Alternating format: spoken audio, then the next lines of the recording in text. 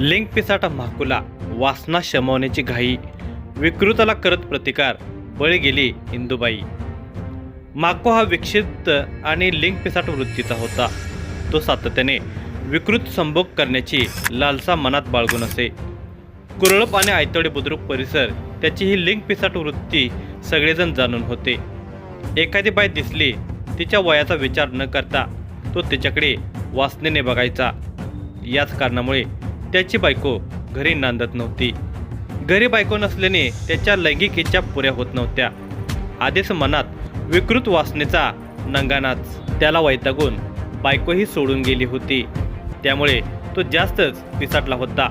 माको त्याच्या शेतामध्ये काम करत असताना त्याची नजर एका वृद्ध महिलेवर पडली आणि माकोने लैंगिक इच्छा शमवण्यासाठी वृद्ध महिलेच्या पोटावर विळ्याचे घाव घालून तिला ठार केले। कुरळप पोलीस व स्थानिक गुन्हे अन्वेषण विभाग सांगलीने माको आनंदा दोडेस जेरबंद करण्यात यश मिळवले। या प्रकरणाची सविस्तर माहिती अशी, मनुष्य म्हटले की त्याला लैंगिक वासना या असणारच, त्यासाठी तर लग्न संस्था अस्तित्वात आल्या आहेत। निकोप समाज व्यवस्था असावे हाच उद्देश त्यामागे आहे। पण तरीही समाजामध्ये असे काही विकृत असतात की ते समाज नासवून टाकतात। त्यांच्या वासनेमुळे महिला भयभीत होऊन जातात। माको दडे हा असाच विकृत होता। त्याचे लग्न झाले होते, पण त्याच्या या विकृतीमुळे बायको नांदली गेली नाही। ती गेली म्हणून दुसरी केली, ती याच कारणामुळे नांदली नाही। त्यानंतर त्याने तिसरे लग्न केले, पण त्याची वासना काही शमत नव्हती, त्यामुळे ती देखील सोडून गेली। माकोच्या विकृत वासना शमवता शमवता जन्माची सोबत करण्यासाठी आलेली सोबतीन हपकून जात होती। संसार हा काय केवळ वासनेसाठी नसतो। पत्नी ही काय भोगण्यासाठी आणलेली मादी नसते, तर ती घरची लक्ष्मी असते। तिच्या भावभावनांचा आदर केला पाहिजे, तिला आधार दिला पाहिजे, तरच संसार सुरळीत चालतो। काम भावना हा कुटुंब व्यवस्थेचा महत्त्वाचा भाग निश्चितपणे आहे, पण केवळ वासना म्हणजे कुटुंब व्यवस्था वा संसार नव्हे हे सद्गृहस्थ जाणतात। पण लिंग पिसाटांना केवळ वासना शमवण्याची मतलब असतो, त्यांना कशाचेच काय देणे घेणे नसते। आपली विकृत वासना शमवण्यासाठी एक गुलाम म्हणूनच ते पत्नीकडे पाहत असतात। काही महिला पतीकडून होणारा अत्याचार चुपचाप सहन करत असतात, पण जेव्हा संयम संपतो, अत्याचाराचा अतिरेक होतो, तेव्हा मात्र महिला पतीपासून वेगळे होण्याचा निर्णय घेतात। माकोच्या लिंग पिसाट वृत्तीमुळे त्यांच्या 3 पत्नी त्याला सोडून गेल्या होत्या।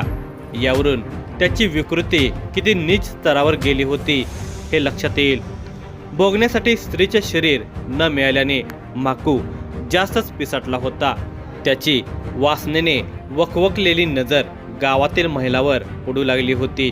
त्याला ना नात्या गोत्याचे भान होते ना वयाचे। माकू हा इतका विकृत होता की सर्वच वयातील महिलांकडे तो वासनेने पाहत असायचा। इतकेच नव्हे तर परिसरातील महिलांची अंतर्वस्त्रे तो चोरून आणायचा। घरात महिलांची अंतवस्त्रे तो परिधान करायचा। त्या वस्त्रात तो घरात फिरायचा आणि तसा झोपायचा।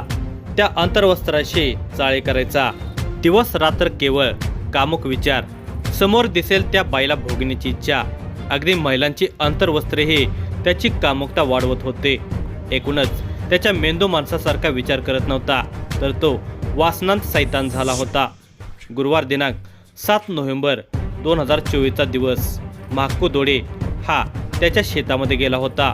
त्याच्या शेताशेजारील वयोवृद्ध महिला इंदुबाई पाटील वय वर्षे 65 या शेतामध्ये वैरणीसाठी आल्या होत्या। त्या बिचाऱ्या एकट्याच होत्या। 65 वय असणाऱ्या इंदुबाई एकट्याच राहत असत। त्या वृद्ध असल्याने समाजात त्यांचा आदर केला जात होता, पण माकोसारख्या वासनांत सैतानाची नजर त्यांच्यावर पडली आणि जणू वेळच फिरली। शेतात कोणी नाही ही संधी साधून दबा धरून बसलेल्या माकूने त्या वयोवृद्ध महिलेस पकडले। अचानक झालेल्या या घटनेने ती घाबरली। तिने त्याला जोरदार प्रतिकार केला। तो तिच्याशी बळजोरी करू लागला होता, पण ती जीवाच्या आकांताने त्याला विरोध करत होती। त्या महिलेचा प्रतिकार पाहता तो घाबरून गेला। त्याने चोरून आणलेले लेडीज निकरचे इलॅस्टिक काढले आणि त्या इलॅस्टिकने तिचा गळा आवळण्याचा प्रयत्न केला। ती महिला जीव वाचवण्यासाठी धडपडत होती तेव्हा त्याने हातातील निकर त्या वृद्धेच्या तोंडात कोंबली. आता तो चांगलाच घाबरला होता. आपण जे काही विकृत चाळे केले ते ती महिला घरात व गावात सांगणार हे तो ओळखून गेला होता. गावात हा प्रकार जर समजला तर आपली धडगत नाही हे त्याला माहीत होते. त्यामुळे त्याने त्या महिलेला ठारच मारण्याचा प्रयत्न केला, पण ती प्रतिकार करत असल्यामुळे तो सफल होत नव्हता. ज्यासाठी तिच्यावर हल्ला केला ते काही साधले नाही, उलट ती आता आपल्याला अडचणीत आणणार या विचाराने तो जास्तच चिडला होता. अखेरीस त्याने त्या महिलेने वैरण कापण्यासाठी आणलेला विळा घेतला आणि त्याच वेळाने तिच्या पोटावर सपासप वार केला. या हल्ल्यातून ती बचावली नाही. काही वेळातच ती रक्तबंबाळ होऊन निश्चित पडली. ती ठार झाल्याने पाहतच माकूने तेथून पळ काढला. इकडे इंदुबाईच्या घरचे तिची वाट पाहत होते. वैरण आणण्यासाठी गेलेली इंदुबाई का घरी आली नाही म्हणून ते तिचा शोध घेऊ लागले होते.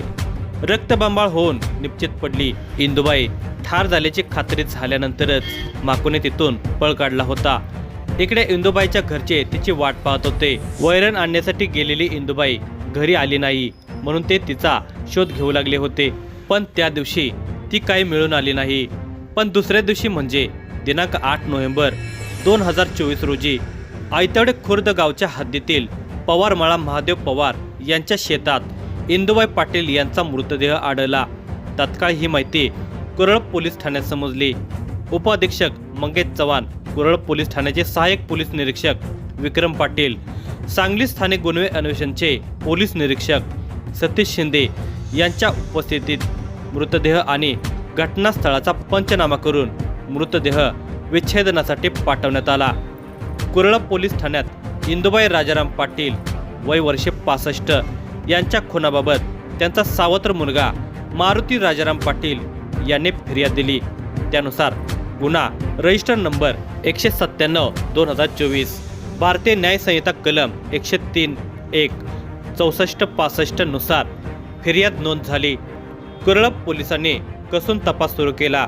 तपासामध्ये सांगली स्थानिक गुन्हे अन्वेषणचे पोलीस निरीक्षक सतीश शिंदे, कॉन्स्टेबल अजय बेंद्रे सहभागी होते. इंदुबाईच्या खुनाबाबत अज्ञात व्यक्तीबाबत फिर्याद देण्यात आली होती.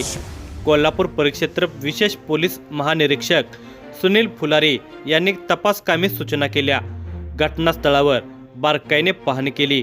या महिलेचा खून एखाद्या लिंक पिसाटाने केल्याचे समजून आले असल्यामुळे त्या दृष्टीने तपास सुरू झाला. कुरळ पोलीस ठाण्याचे सहाय्यक पोलीस निरीक्षक विक्रम पाटील, स्थानिक गुन्हे अन्वेषणचे पोलीस निरीक्षक सतीश शिंदे यांच्या पथकाने खबऱ्यामार्फत माहिती घेण्याचे काम सुरू केले. घटना घडल्यानंतर कुरळ तसेच आसपासच्या गावातून कोण निघून गेला आहे याची माहिती घेताच खबऱ्यामार्फत माको दोडे हा घरात नसल्याची माहिती मिळाली. माको दोडे याची माहिती नागरिकांकडून घेतली असता पोलिसांना माकोची लैंगिक वृत्ती समजून आली. 3 दिवस पोलीस माको दोडेचा शोध घेत होते. तो उसाच्या शेतामध्ये लपून बसल्याची माहिती मिळत होती, पण तो हाती काही लागत नव्हता. रात्रंदिवस पोलीस त्याचा शोध घेत होते. अखेर 3 दिवसानंतर एका ठिकाणी उसामध्ये तो लपला असल्याची माहिती मिळताच पोलिसांनी त्या शेताला घेराव घालून त्याला जेरबंद केले. सहाय्यक पोलीस निरीक्षक विक्रम पाटील यांच्या नेतृत्वाखाली पथकाने ही कामगिरी पार पाडली. इंदुबाईंचा खून केल्यानंतर 3 दिवसांनी पोलिसांना माको दोडे ताब्यात घेण्यात यश मिळाले. त्याच्याकडे खुनासंदर्भात चौकशी केली, पण सुरुवातीला तो काही बोलतच नव्हता. पोलिसांनी अखेर 4 फटके दिले तेव्हा त्याने आपण केलेल्या कृत्याची कबुली दिली. पोलिसांनी माको दोडे याला ताब्यात घेतले आणि त्याची झडती घेतली. तेव्हा त्याच्याकडे 3 महिलांच्या निकर मिळून आल्या होत्या.